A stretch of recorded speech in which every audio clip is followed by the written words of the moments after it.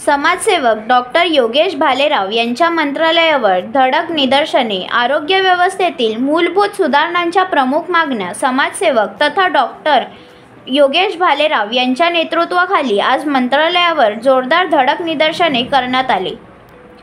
सार्वजनिक आरोग्य व्यवस्थेतील मूलभूत सुधारणा आणि डॉक्टरांच्या प्रश्नाकडे शासनाचे लक्ष वेधण्यासाठी या आंदोलनाचे आयोजन करण्यात आले होते. आंदोलनात विविध मागण्यांचा ठराव सादर करताना डॉक्टर भालेराव यांनी आरोग्य क्षेत्रात भेडसावणाऱ्या प्रश्नांची ठळकपणे मांडणी केली.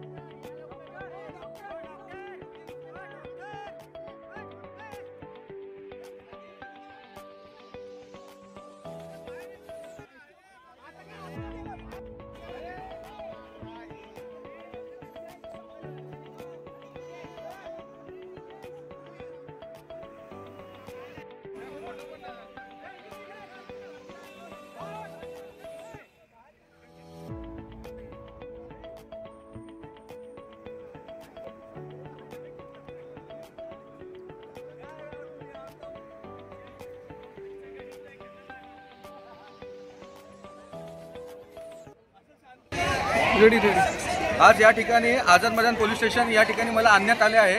आज विधान भवन इथे आंदोलन करताना पोलिसांनी मला अरेस्ट केली आहे. माझ्या प्रमुख मागण्या एवढ्याच होत्या की भांडूपचं जे सावित्रीबाई फुले प्रसूतिगृह व NICU आहे हे चांगल्या पद्धतीने सुसज्ज पद्धतीने याचा पुनर्विकास झाला पाहिजे. 500 ते 800 बेडचं लहान पोरांचं हॉस्पिटल ही माझी झालं पाहिजे, ही माझी प्रथम मागणी आहे. द्वितीय मागणी माझी अशी आहे की रुग्णांच्या कल्याणासाठी व त्यांच्या समस्याचं निवारण करण्यासाठी रुग्ण कल्याण आरोग्य महामंडळ स्थापन करण्यात यावं. तिसरी मागणी आणि चौथी मागणी ही माझी डॉक्टरांसाठी आहे.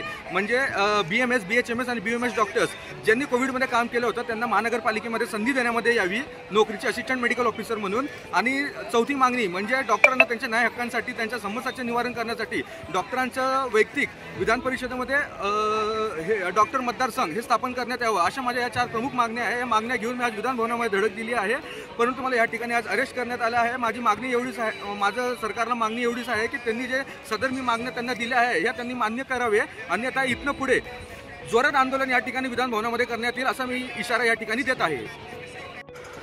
नवीन घडामोडी पाहण्यासाठी आजच आम्ही मुंबईकर 24 तासला लाईक करा, सबस्क्राईब करा आणि अपडेट रहा.